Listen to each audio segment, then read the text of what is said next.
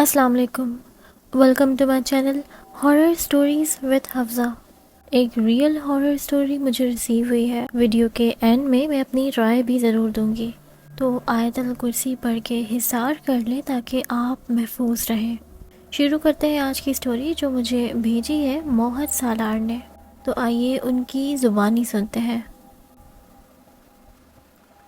السلام علیکم میم، میں آپ کی اسٹوری سنتا ہوں اور ایک واقعہ ہے جو آپ کو بتانے جا رہا ہوں۔ اگر آپ کو پسند آئے تو اپنے چینل پہ اپلوڈ کیجیے گا۔ یہ واقعہ ہے جب میں چھوٹا تھا اور ہمارے گھر میں چاچو کی شادی تھی۔ گھر میں جیسے شادی والا ماحول ہوتا ہے ہر طرف، بالکل ویسے ہی ہمارے گھر میں بھی تھا۔ گھر کے ہی لوگ تھے اور ہم ساری رات جاگتے تھے اور باتیں کرتے تھے۔ کوئی بھی سویا نہیں تھا، ہم سب لوگ جاگ رہے تھے۔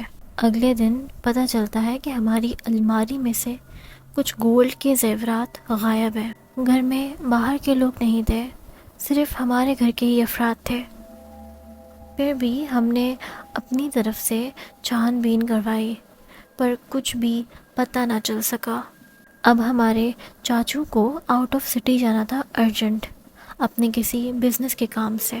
تو چاچو نے ٹرین لی اور وہ چلے گئے۔ چاچو کی واپسی ہوتی ہے تو چاچو نے گھر آنے کے بعد ہمیں بتایا کہ جب میں جا رہا تھا ٹرین سے تب میں نے ایک عجیب مخلوق دیکھی راستے میں، جو مجھے سکتے میں ڈال دینے کے لیے کافی تھا۔ میں چونک گیا کہ میں نے دیکھا کیا ہے۔ وہ نہ تو جانور تھا نہ انسان جیسا تھا۔ اس مخلوق کا چہرہ بہت عجیب تھا، جیسے کہ دیکھتے ہی میں خوف میں چلا گیا کہ یہ کیا چیز ہے۔ اس کے پاؤں میں نے دیکھے گھوڑے کی طرح تھے، جیسے ایک گھوڑے کے پاؤں ہوتے ہیں، اور اس کی باڈی انسان جیسی تھی، لیکن جیسے کہ کوئی جانور کھڑا ہو، کیونکہ ہماری ٹرین چل رہی تھی اور اس کو میں نے دور سے دیکھا تھا، اور جیسے ہی وہ قریب آئی مخلوق تو ٹرین جا چکی تھی۔ اب اتنے ٹائم میں نے اس کو یہی غور کیا کہ وہ مخلوق کچھ ایسی تھی۔ میرے چاچو بتاتے ہیں کہ میں کافی دیر پریشان ہو گیا کہ یہ کیا تھا، لیکن ابھی صرف یہی چیز نہیں تھی۔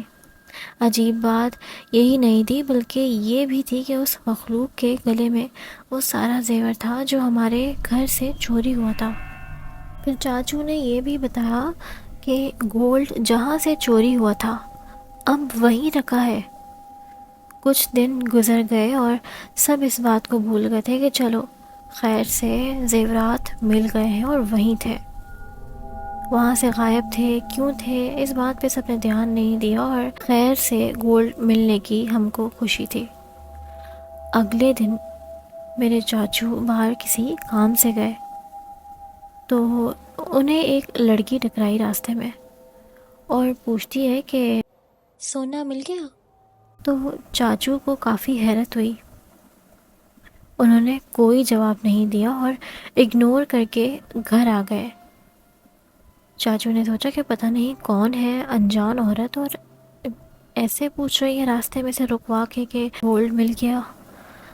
گھر آ کر چاچو کو تجسس ہوا کہ میں چیک کر لوں، اور الماری کھولی تو گولڈ تو وہاں تھا، پر اس پہ اب خون کے ہاتھوں کے نشان چھپے ہوئے تھے، یعنی لال رنگ کے خون کے جیسے نشان ہو۔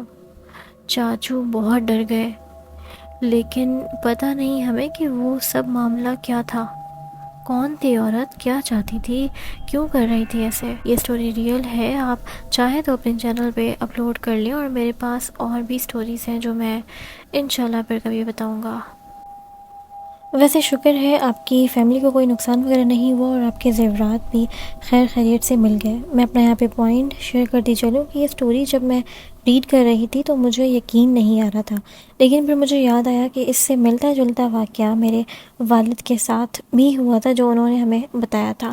تو جو ایکسپیرینس کرتے ہیں ان کو یہ سٹوری ریئل لگے گی، اور اگر آپ کے پاس بھی کوئی ریئل ہارر سٹوری ہے تو آپ مجھے ای میل کر سکتے ہیں، میں آپ کی سٹوریز نیریٹ کر کے اپنے چینل پہ اپلوڈ کر دوں گی۔ اور بڑھتے ہیں اسی کے ساتھ ایک اور ریئل ہارر سٹوری کی طرف، لیکن مجھے نہیں پتا کہ وہ مجھے کس نے بھیجی ہے، نہ اپنا نیم مینشن کیا ہے نہ سٹی کا نیم مینشن کیا ہے، تو آئیے سنتے ہیں۔ یہ واقعہ بہت ہی پرانا ہے۔ تب میں 1 سال کا تھا۔ میری امی باہر صحن میں کسی سے فون پہ بات کر رہی تھیں۔ ایک دم سے ان کی نظر پڑی اوپر چھت کی طرف، اور وہاں میری امی نے دیکھا کہ یلو کلر کی آئیز انہیں نظر آئی ہیں جو انہیں دیکھ رہی ہیں۔ میری امی پریشان ہو گئیں کہ اوپر پتہ نہیں کون ہے، اور اوپر چھت پر چلی گئیں یہی دیکھنے کے لیے کہ وہاں پر کیا ہے۔ جب انہوں نے وہاں پر دیکھا تو وہاں پر کوئی بھی نہیں تھا، نہ بلی نہ انسان، کوئی بھی انسان نہیں تھا۔ تو میری امی نے سوچا کہ شاید یہ ان کا وہم ہوگا، اور وہ دوبارہ نیچے آ گئیں۔ پھر دوبارہ ان کی نظر پڑی اور وہاں پھر اسی جگہ پہ اسی طرح کی یلو کلر کی آئیز انہیں نظر آئیں۔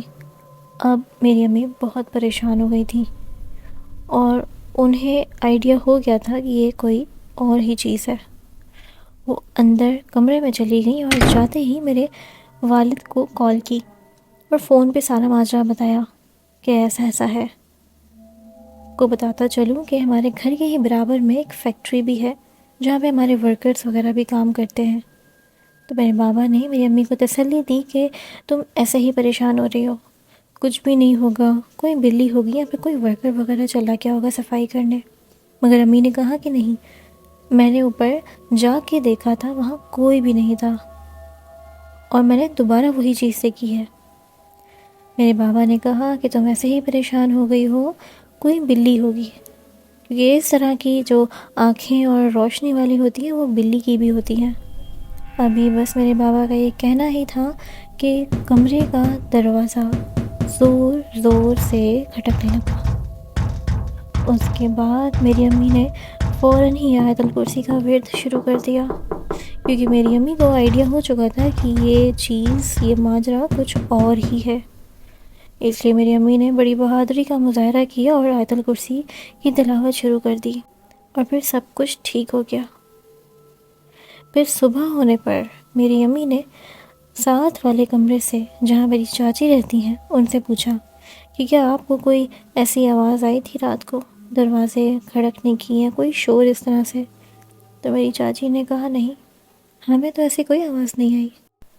بہت شکریہ، آپ نے اپنی سٹوریز ہمیں سینڈ کی۔ سٹوری سینڈ کرنے سے پہلے اپنا نیم یا اپنے سٹی کا نیم ضرور مینشن کیا کریں، تاکہ مجھے آسانی ہو کہ مجھے سٹوری کس نے اور کون سے شہر سے بھیجی ہے۔